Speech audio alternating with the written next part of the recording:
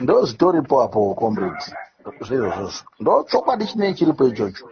Kusadzidza kunenge kuine vanhu politics, kusadzidza kagemhika kuti kanombofamba sei. Uyo mufana tino uyo mufana uri kuverengeswa chipepa ichochocho.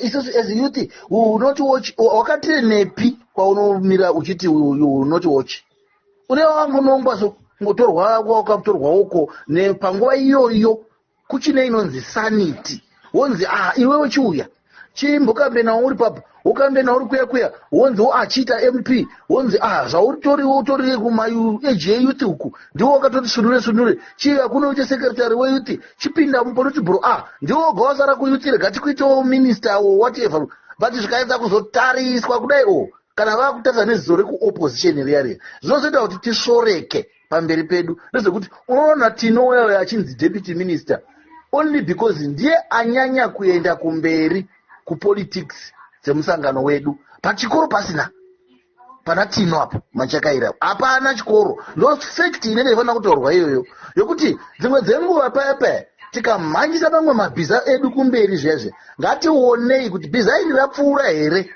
nepaveterinary, bhiza iri rabayiwa here mainjection, rakasimba here zvokuti rinopedza resi, kwete kuti tozoona kuti chakungotaura pamuromo simba rava kumuromo sepinjisi but mumusoro umu hamuna chunhu.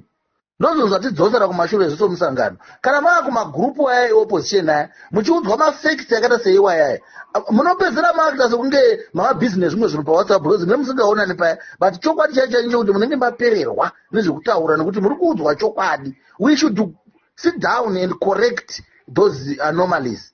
Hazvina kunaka zvinhu izvozvo. It should simply be put to rest for the sake of the party. Mundarageza uripo paKG6 apo izvezvi, but unoona mapurisa achimutsvaga pawhatsapp kunyora kuti tiri kutsvaga vanhu anonzi Geza wakadai. Makamuona rungani achibuda kubva rini muchimuona? Uri paKG6 apo ndopaanzi ndopaari izvezvi, but he is protected nemasoja. Ari kuti hamumubati uyu Geza wakagara apa uyu, but hamumubati. Chipinda ikai mumapurisa tione kuti muchizoona kuti simba renyu riya ndere pamuromo sepinjisi. Simba charo riri kuna Geza izvezvi kuKG6 uko. So what should be done? Chichinofanira kungoitwa apo, sit down, taurira naye. Mundarageza ngaadanwe uyo, sit down with him. Nyaya izidiki ine vanhu vakuru and some people vari kumashure uko invisible and later to be visible. Vanhu ivavo sit down and put these differences to order. Ndo chete zviri kungodikwa apa swallow this pride yekunyanya kuda kumisa zvimazenze. Musangano ndewe vanhu, nyika vanhu. They should sit down madharawo otaurirana vachinyatswa kuziva kuti tiri kuda kudhonza chinhu ichi tese for the best interest yevanhu. Kwete iya vachiri kuita zvino ndeyavo iyi yekuda kunzwanana masimba kukakatirana so. Right now kana tikaona kuti tasvika ku 48 hours kubva pakareleasewa statement iyo nepolisi, do you really mean kuti Geza uri kushaikwa muZimbabwe umu? Uri kushaikwa iye achibuda zvanyanza kutotaurwa kunzi Geza uri paKG6. Kana ari paKG6 who is protecting him there? Masoja. That's a fact. Hapasvikiki pana Geza paya ndipo pasina chatomihwe pacho pana Geza endo pakunzi hapamihwe hapachatomiwiki izvezvi because hakusvikiki. Saka zvoitwa sei? Takuti here the state is captured kana makuda kutenderera nerimwe side. The fact of the matter, madharawa should swallow the pride, sit down, ngavataurane. Shumba Murambwe kana vachikondinya vachitungamira Zimbabwe votungamira Zimbabwe zvichienda kumberi, but peace yaitwa. Kwete zvokuda kumbonyadzisana izvi zvokumboti maZimbabwe dauta. Honestly zvatiri kutoona zvinobva zvokuti kana zvikasvika pakuti vaya vandosvika pa 48 hours kana 72 hours zvadzo Geza vasati vamubata, zviri kutaridza kunyika kuti Geza uri kupisa kudarika moto wepasitofu. Uri kupisa Geza, watotadza kutosungika. He will be the second to be immune to prosecution after or before the president, because watoone executive authority mudhara iwewe yaGeza uya. Yeti vanhu vane vasiri kuda kuona kuri kubva nenyaya iyi inotonema invisible forces behind it. iri kuda chii? Haizi kuda zvirikuita vana vamutsvangwa izvo nana marapira izvo zvekuuya kumberi womboti puresa chakazodai vava papuresa papa. Let me tell you the real fact. 2 o'clock today, 13 February, PAZANU-PF headquarters, all the journalists and the nation at large were expecting to hear the position of the party. Kuna Geza. Vana vamutsvangwa vaiva kuti we will not be drawn kuma political matters. Nyaya yesuccession yakataurwa kuBulawayo zvikatopera, but hazvina kupera ka. Muri kuti yakataurwa kuBulawayo but iri kudzoka naGeza. What is your position? They are running away from it because yakutopisawo. Geza is becoming hot every hour. Saka zvoitwa sei? They should sit down. Chatisiri kuda apa inyadziso iye kuti vanhu vanopedzera vakudzingirirana murodhi and the like, vodzingirirana nei. Shumba ngavapuwe mukana wekuenda kumberi vapedzise temu yavo in a peaceful way. Ma differences anofana kugarirwa pasi osolvewa behind closed doors because these are comrades. Magande anga vanhu ava hakuna akanga achirwa hondo achinzi iwe tokupa futi hombe ndiwo unofana kuridza yakakura uchienda kumberi usingasi kusvika wararama kusvika wazonoita president iwe wonzi iwe ndiwo unofana kufira uno iwe wozodai. Vanhu vakangochengetwa muhondo negrace yaMwari vakawidzoka vari vapenyu vakauya, and now they are at this time we are enjoying the independence they brought for us. But izvi zviri paground right now izvi ndo amatekanana chaiwo ari kuti nhondo chaidzo dziri kutambwa apa pakuti they should have simply sat down.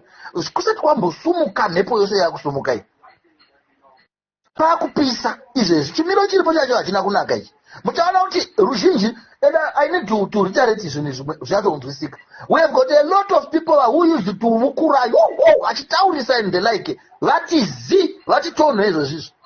Right from your structures, kubva kumasero, kumabranch, kumadistrict kuinda kupi, kune rumwe runyararo rwamuka ikoko rwokuti kuvukura uku kana kuvhura muromo kwemumwe munhu akutanga atarisa kuti kumusana kwangu nekugodzi kwangu kunani, because vanhu vakutya.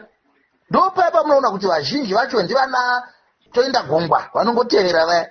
Saka chokwadi chaicho chiripo nchokuti madhara kumusoro ngavagare pasi. Kana Mudhara Geza uyo akanzi wabatwa nemapurisa nhasi by any means yokuti wambobuda paKG6 achiti wamboenda mutoilet pane imwe toilet pakona mapurisa oti tamuwanikidza chino panodhakwa ipapapapa zvinodhakwa zvikazotoshata to a point yokuti unotozoona kuti zvimwe zvikomba ipapapa zvinodi zvinodzedzereka. Hatitombodi izvozvo atenda. We don't want to get to those extremes. Chatiri kungoda pana nchokuti madhara edu garai pasi, tauriranai, swallow the pride, nzwisisanai kuti chii chiri kuchemwa nouyu. Saka toita sei? Haizi nyaya yekuti ipai uyu kuti adye kuti agonyarara. Pane mamwe madhara ari kuramba zvespoon feeding izvo zvezvo zvekufembedzeswa izvo vobva vati zvamanise munhuwisisa zvinonaka handichatauri. Madhara akaita sana Gezawo, they are far from those things. Sit down, endai pane nyaya chapo chaipo. Vana Chivayo avo, they should be far from these things.